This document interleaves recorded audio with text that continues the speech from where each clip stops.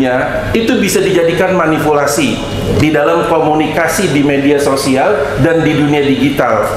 Sehingga kemudian kok ada seorang wanita cantik begitu ramah, begitu luar biasa perkataannya, sampai kemudian lawan jenis itu bisa jatuh cinta dan kemudian diporotin duitnya. Dia tidak tahu kalau ternyata di situ bukan gadis 17 tahun tapi 71 tahun.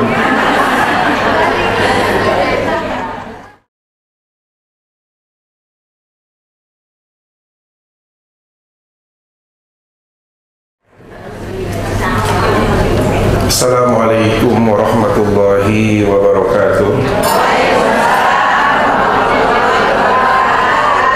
Alhamdulillah.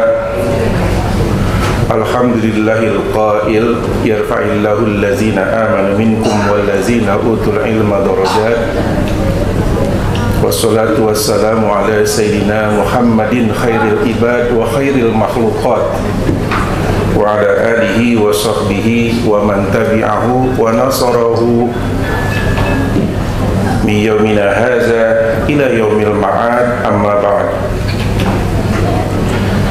Yang sama-sama kita hormati Bapak Wali Kota Jakarta Utara, Pak Dr. Ali Maulana Hakim, yang pada kesempatan ini diwakili oleh Bapak Sekretaris Kota Bapak Abdul Khalik, dan juga dari Kabakesra Jakarta Utara Bapak Muhammad Alwi. Yang sama-sama kita hormati juga Ustazah Hajah Fitria Farhanah MM. Kami sering menyebut kalau di BKMT biasanya pakai kakak ya, katanya. Jadi karya orang yang sangat humble sekali, dan jaringannya itu selain nasional juga internasional, karena itu dipercaya di antara komisaris yang ada di perusahaan BUMD DKI Jakarta. Mudah-mudahan tambah sukses karya, amin ya rabbal alamin. Dan juga yang sama-sama kita hormati Ketua BKMT, tidak lupa dari Kak Fitria sebagai Ketua BKMT DKI Jakarta. Yang berikutnya yang saya hormati Ustazah Dr. Anda Yati Safri MA, yang dalam beberapa waktu hari terakhir juga bersilaturahmi dengan saya, baik secara pribadi maupun kelembagaan, berkaitan dengan pelaksanaan pelatihan retorika dakwah kerjasama antara BKMT Jakarta Utara dengan Jakarta Islamic Center atau Pusat Pengkajian dan Pengembangan Islam Jakarta PPIJ, yang insya Allah nanti pada kelas-kelas berikutnya akan dilaksanakan di Jakarta Islamic Center dengan fasilitas yang insya Allah semaksimal mungkin akan dipersiapkan dan disediakan oleh Jakarta Islamic Center. Di antaranya pengurus PPIJ atau JIC itu sendiri dari Ibu Fenty, yang sekaligus juga sebagai pengurus dari BKMT Jakarta Utara dan salah satu dari staf yang ada di Islamic Center. Insya Allah kolaborasi sinergi wa ta'awanu 'alal birri wa taqwa. Mudah-mudahan sinergi di dalam kebaikan dan ketakwaan memberikan hasil yang lebih maksimal, amin ya rabbal alamin. Yang sama-sama kita hormati juga dari nanti pemateri motivator kita yang sangat kita nantikan di sini gebrakannya, insyaallah, kepada para ketua-ketua Majlis Taklim, para pengurus PKMT se-Jakarta Utara. Di sini nanti insyaallah akan disampaikan motivatornya oleh Kiai Gus Reza Sarif. Insyaallah manfaat yang akan sangat besar akan kita dapatkan, amin ya rabbal alamin. Yang juga sama-sama kita hormati dari pengurus MUI Provinsi DKI Jakarta, Ketua Perempuan Keluarga, PRK Perempuan Keluarga dan remaja, Ustazah Dr. Anda Nuraini Saifullah, dan juga didampingi oleh sekretaris beliau Ustazah Hajjah Dr. Anda Ita Hilyati. Alhamdulillah saya masih ingat jadinya nih. Biasanya saya suka lupa, saya ulangi antar saya ditegur itu sama yang sebelah. Karena kebanyakan yang dicatat jadi lupa sendiri kalau kebanyakan. Dan seluruh ketua-ketua BKMT, para pengurus se-Jakarta Utara, dan juga para ketua-ketua Majelis Taklim rahimakumullah.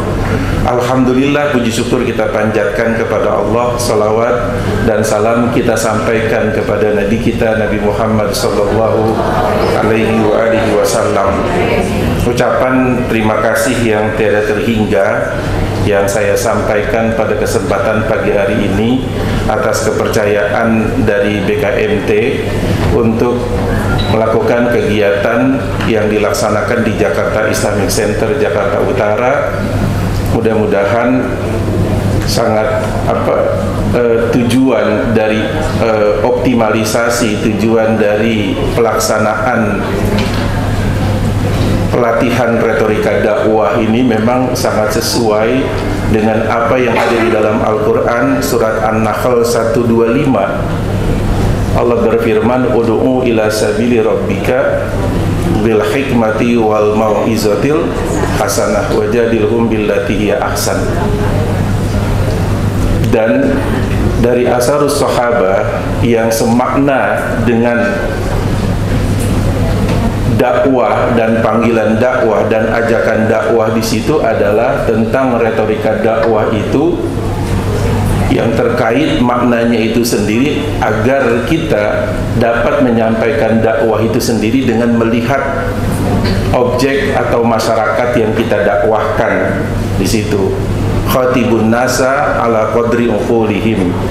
Jadi dari asarus sahabah di situ, sampaikanlah apa yang ingin disampaikan di dalam dakwah berbicara kepada manusia itu berdasarkan keberadaan dari masyarakatnya atau juga keberadaan dari situasi dan kondisinya.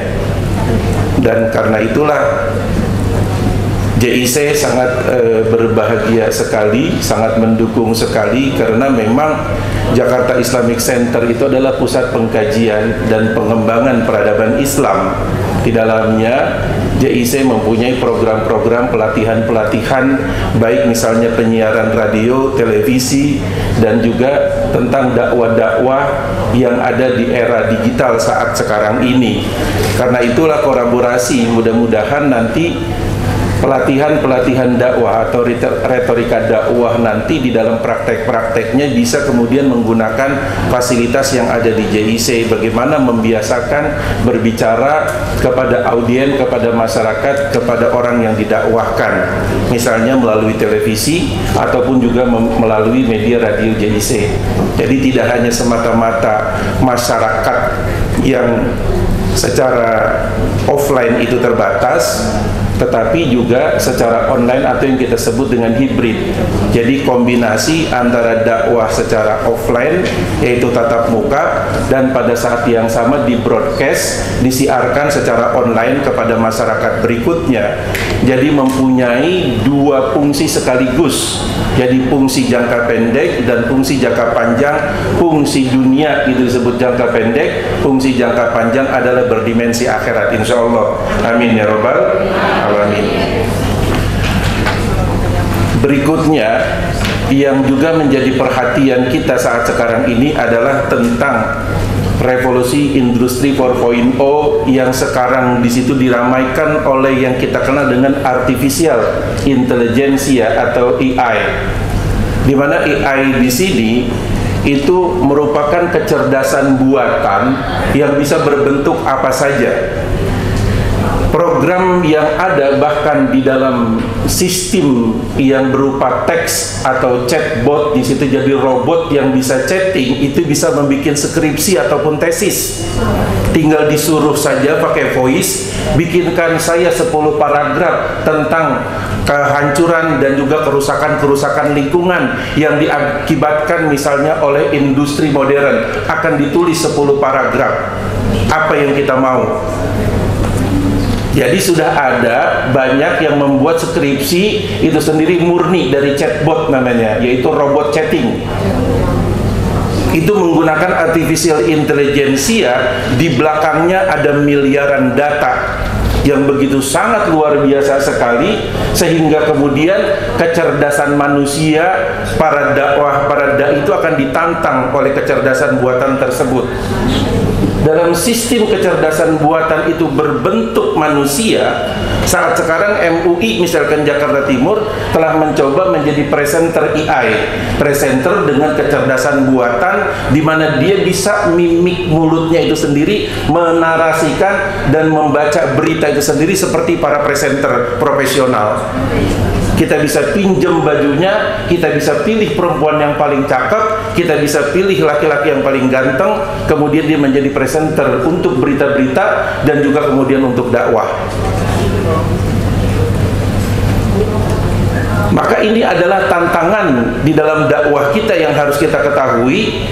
Bahkan AI itu sendiri bisa dijadikan manipulasi di dalam media sosial, ketika misalnya bahasa paling sederhana adalah filter untuk wajah, sehingga seorang nenek-nenek itu berusia itu 17 tahun pilih suara misalkan artis Hollywood yang paling sensual, mukanya bisa dipilih, kemudian suaranya bisa pilih, pas ketemu aslinya udah peot.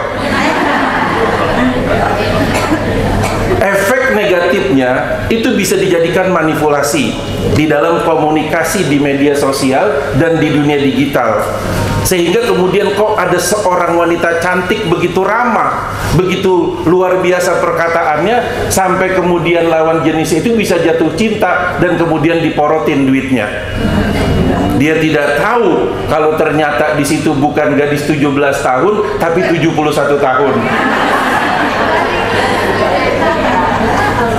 Ini adalah bahaya-bahaya dari perkembangan teknologi modern di era digital yang kita sebut dengan revolusi industri 4.0 atau society 5.0. Jadi bagaimana kita berakselerasi di dalam dakwah ke depannya itu sendiri, di mana dakwah sekarang terus melakukan perkembangan-perkembangan dan penyesuaian-penyesuaian, sehingga anak-anak milenial ataupun generasi alfa itu, generasi Z dengan generasi alfa, lebih suka kemudian mencari berita, mencari pelajaran, mencari tuntunannya itu di media sosial.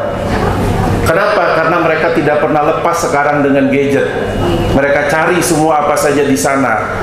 Maka media dakwah kita, selain masyarakat umum yang ada di wilayah-wilayah, di kampung-kampung, di RT-RT, pada saat yang sama jangan kita lupakan untuk berdakwah di media sosial, berdakwah secara digital, sehingga lengkaplah kita berdakwah fid dini wad dunya wal akhirah. Mudah-mudahan pelaksanaan pelatihan retorika dakwah yang dilaksanakan oleh BKMT Jakarta Utara yang didukung oleh BKMT DKI dan BKMT Pusat berjalan dengan sebaik-baiknya, dan kerjasama dengan Jakarta Islamic Center akan terus berjalan untuk meningkatkan kualitas dakwah dan juga manfaat untuk masyarakat Jakarta Utara dan DKI pada umumnya, dan juga bangsa Indonesia lebih luas lagi diberikan kemudahan, diberikan keberkahan, dan juga diberikan muwafaqah dan persetujuan dari Allah Subhanahu wa taala, sehingga manfaat untuk kita semua, manfaat untuk BKMT, manfaat untuk JIC, manfaat untuk seluruh masyarakat dan bangsa Indonesia. Inilah yang dapat saya sampaikan di dalam sambutan ini. Sekali lagi terima kasih dan mohon maaf apabila ada kekurangan. Wabillahi taufiq wal hidayah wal afwa minkum. Wassalamualaikum warahmatullahi wabarakatuh.